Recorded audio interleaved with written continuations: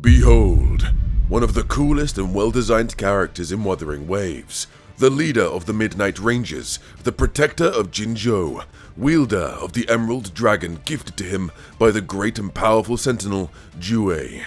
He's strong and powerful, cool and sexy, and most importantly, he's dead. Or at least, he soon will be. That's right, you heard it here first, my fellow flames. I believe Jiyan is going to die in the Wuthering Waves story in the future. Let me explain. For you to fully understand why I believe Jiyan is going to die, we need to go back in time. Jiyan is the current general of the Midnight Rangers, but before him, there was another. I am of course talking about the infamous Geshu Lin. Geshu Lin was the previous general of the Midnight Rangers before Jiyan was. Geshu Lin led the Midnight Rangers in a great war against the Overthrax. For those who do not know what the Overthrax is, it is Huanglong's Threnodian. Each region in the Solaris 3 universe has its own sentinel and has its own Threnodian. Imagine it as like a yin-yang, a god and a devil below. For example, Imperator, who we met in 2.2, is the sentinel of Renacita, and the Leviathan creature is the Threnodian. And back in Huanglong, the sentinel of that region is Jiyan, and the Threnodian of that region is the Overthrax. The Threnodian known as the Overthrax was the same Threnodian that the Fraxidus were trying to resurrect way back in 1.0, and almost succeeded if it wasn't for the rover, and if it wasn't for Jiyan, and the rest of the resonators of Jinzhou. The Overthrax then created Dreamless, who he then fought as the final boss of 1.0. Imagine Dreamless as like the first lieutenant of the Overthrax. Dreamless was tasked with paving the way for the Overthrax's return, essentially wiping out any resistance, so when the Overthrax did return to the land of the living, did return to Solaris 3, there was no one in its way to stop it. But ultimately, in the end, us as the rover alongside Jiyan defeated Dreamless and prevented the Overthrax from being resurrected. At least for now. Now, the reason I've mentioned the Overthrax and the reason I've mentioned Geshu Lin is because I believe Geshu Lin is not dead, and I believe the Threnodian is going to return very, very soon. That's right, I believe the Overthrax is plotting its return, and it's going to return to us sooner rather than later within the story. If you look back to recently within the Wuthering Waves story, in 2.2 we found out that Cartethia and Fleur de Lis was in fact conceived and created by the Threnodian. That was one of the big plot twists within the story, one that I think a lot of people did not see coming, and a lot of people were like, holy shit, this is incredible, what's the actual fuck? And then we later find out that the reason for this is because the Threnodian needed a weapon by its side, so it created and conceived the perfect weapon, the perfect being known as Fleur de Lis and Cartethia. So if the Threnodian of Renacita can do that, then why can't the Threnodian of Huanglong bring back or at least preserve Geshu Lin, one of the most powerful resonators to ever live within Huanglong? Now bearing in mind guys, Geshu Lin also harnessed the power of the Black Flame, a dark and outside force that basically Geshu Lin imbued within his body and absorbed and harnessed in order for him to push back the Threnodian. This was not his resonance ability, this was only the power of the Black Flame. And if the Threnodian can see potential within Geshu Lin harnessing the Black Flame, then why wouldn't he adopt him as its personal resonator? And if that's the case, that is going to open the door to his potential return in the future. Now the question is, how does this connect to Jiyan? Well, the reason why I'm mentioning Geshu Lin is because Geshu Lin actually despises Jiyan. The reason for this is, Jiyan, as we know in the story and in the lore, he's a very kind-hearted and pure of heart person who cares a lot about the people of Jinzhou, cares a lot about the Midnight Rangers, and just cares about people. He's a very kind-hearted person, he's a very nice guy, very powerful guy, and ruthless when he needs to be, but ultimately, he's a nice guy.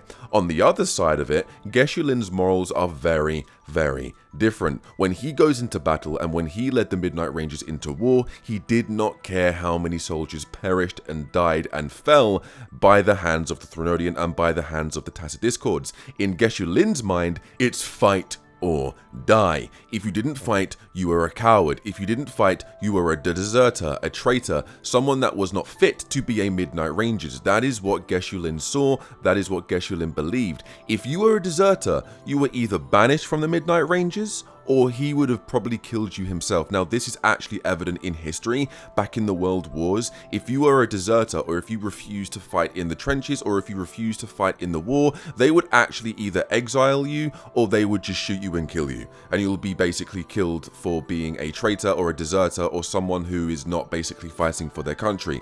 Geshu Lin's mindset when it came down to war is essentially the exact same thing. If you do not fight for Huanglong, doesn't matter the risk, doesn't matter if you die, I don't care if you perish in the fire, I don't care if you perish in the battle, you are going to fight for me, fight for your country. If you don't, that ain't, goodbye, see you later, sayonara, nice knowing you. So yeah, Geshu Lin was a very, very, very morally grey person and didn't really care about his men near enough at all. And that is how he got the reputation he got. He got a notorious reputation for basically, putting it bluntly, being an arsehole, being a dickhead, being a heartless piece of shit towards the men of Huanglong. Jiyan's very much like, I care about my men, I'll protect my men, I'll do everything I can to make sure each and every single one of them gets home, or at least as many of them can get home. So that is where they also clashed as well. And Geshu Lin really despised this. He did not like this. He did not believe in Jiyan's morals. He believed in ruthlessness. He believed in getting the job done by any means necessary.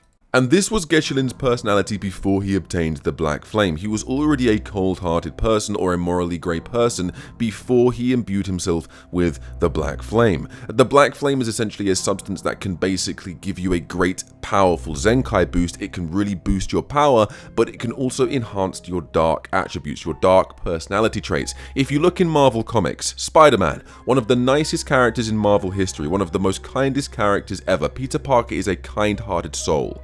When he imbued himself with the Venom symbiote, his dark attributes and dark personality traits were also enhanced with his strength, which means if he was then defeating his enemies and beating up bad guys, he didn't really care if he put them in hospital. He was becoming a lot more aggressive, a lot more violent, a lot more carefree, as long as he got the job done. As far as he was concerned in that mindset, they're criminals. They deserve to be in this state. They deserve to get beaten up. They deserve to be put in the hospital, or even worse. And that's essentially what the Black Flame did to Geshu Lin. It turned someone bad worse. You can kind of see where this could potentially go if the Threnodian adopts Geshu Lin as its resonator, because not only does Geshu Lin have the Black Flame imbued within his body, which is enhancing his strength, absolutely, but also enhances his dark personality traits and darker attributes, he's then going to also be imbued with the power of the Threnodian, which is basically the power of the devil itself, who is then probably going to turn him insane or just pure evil. So with that in mind, my fellow flames, with that potentiality becoming a causality and then actualizing itself into the actual lore and story of Wuthering Waves, I do believe that Geshu Lin is going to be the one to kill Jiyan. I believe the Fractidus or some other unknown party is going to resurrect the Threnodian of Huanglong, the Overthrax, and I believe when the Overthrax returns, it's going to be revealed that that particular Threnodian's resonator is going to be Geshu Lin, a more insane, mad-driven, evil Geshu Lin than we saw before, not only imbued with the power of the Black Flame, but then also enhanced with the powers of the Threnodian. And I believe it's going to cause a war between Jinzhou and between the Tacit Discords and the Threnodian. I believe it's going to be a war between Jiyan, the Sentinel of Jinzhou, and the Overthrax, the Threnodian of Jinzhou. They're going to clash. I believe there is going to be an all-out war where we're going to see the army of the Threnodian, the Tacit Discords, fight the Midnight Rangers and the Resonators and the people of Jinzhou, us included, as the Rover. We're going to see Jiyan leading the Midnight Rangers to battle, and then we're going to see Geshu Lin lead the Tacit Discords, the army of the Threnodians, into battle, which is then going to create a battle between the two generals. The general of the Midnight Rangers and the general of the Tacit Discords. The generals are going to clash, fight, and I believe in the end, Geshu Lin is going to kill Jiyan. I think that would be a very good thing for them to do, a very dark thing to do, a sad thing to do, yes, but I think that would be a very good idea if Wuthering Waves had Geshu Lin kill Jiyan. Because, my fellow flames, not only would Jiyan's death impact us as the player base, it would be an extremely dark turn for Wuthering Waves. In fact, I think it would be the darkest thing Wuthering Waves has ever done. They've not killed off a character like this yet, and I think Jiyan, being the first 5-star resonator that started it all with Wuthering Waves, would be the perfect candidate to be the first one that leaves the story of Wuthering Waves forever. And I think Geshu Lin being the one to do it is going to be very poetic, and I think would be very good writing. This could also start new storylines, potentially Geshu Lin getting a redemption arc where he finally sees what he's done is wrong, and the way he's been acting towards other people and his morally grey personality and all of his dark traits and the way he's treated people over the years is wrong. And maybe this could be the pivotal turning point to make him go, I've gone too far now.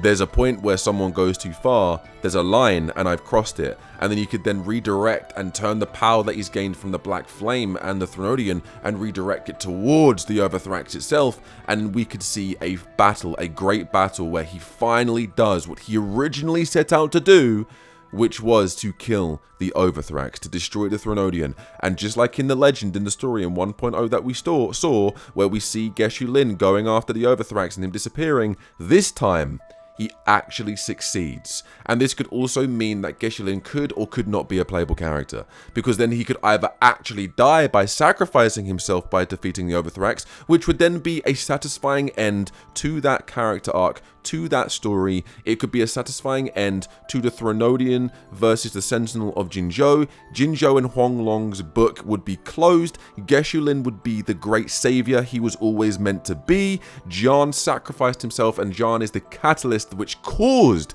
Geshu Lin to become the great hero he was always meant to be, the general that he was always destined to be. But also, if they didn't want Geshu Lin to be a character, they could have him die in the story there and then, or if they want him to be a playable character, they could have him defeat the Overthrax and him go, I'm going to repent for my sins, I'm going to make amends for what I've done, and he's going to be in service to the Midnight Rangers and be the best possible general possible. And yeah, that could also be the case. But there you go, guys.